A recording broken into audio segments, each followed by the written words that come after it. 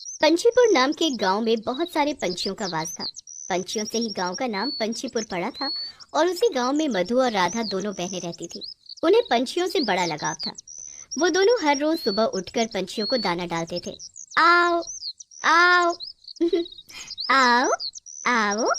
उनकी माँ सरला प्रेग्नेंट थी, इसलिए उनकी तबीयत हमेशा खराब रहती थी। वो बिस्तर पर सोई रहती थी और अपनी दोनों बेटियों को देखती थी। वाह, कितनी सुंदर है मेरी दोनों बेटियां, कितनी दयालु हैं। सुबह सुबह पंछियों को खाना खिला रही हैं। हे देवी माँ, मेरी बेटियों का हमेशा ख्याल रखना। लेकिन सरला का पति सुरेश अच्छा इंसान नहीं था। उसे ना सरला पसंद थी और ना ही कोई बेटियां।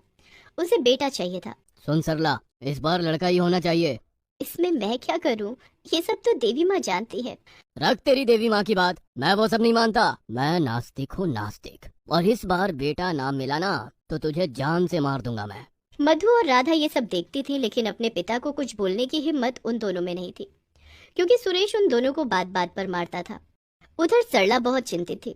अगर उसे फिर से बेटी हुई तो क्या होगा? और उसका ये डर सच हो गया। कुछ महीनों बाद उसे एक बेटी ही हुई। सुरेश गुस्सा हो गया।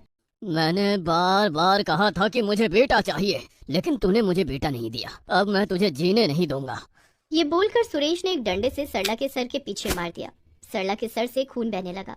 राधा और मधु डर के मारे अपनी नई बहन को लेकर छुप गई।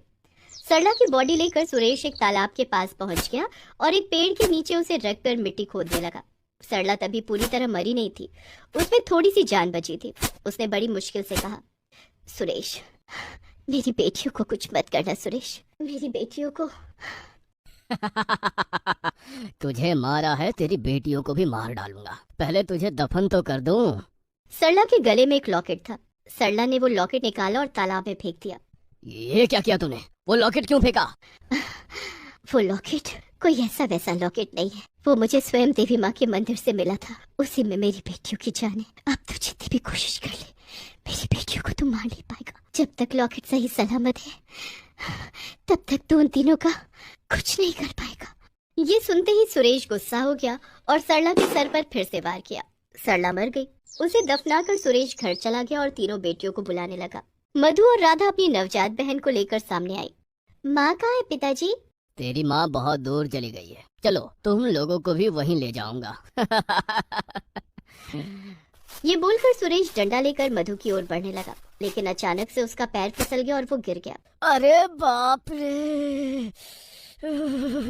तभी सुरेश को याद आई सरला की बात। सरला ने कहा था, जब तक लॉकेट सही सलामत है, तब तक तू उन तीनों का कुछ नहीं कर पाएगा। ये सोचकर सुरेश घबरा गया। ओ